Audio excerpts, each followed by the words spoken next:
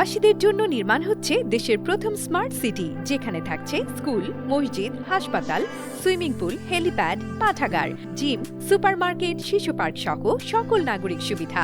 মাত্র ৩০ লাখ টাকা বিনিয়োগে মিলছে আকর্ষণীয় ফ্ল্যাট। প্লাটিনাম ইনভেস্টরদের জন্য ঢাকা বিমানবন্দরে ভিআইপি প্রোটোকল সুবিধা।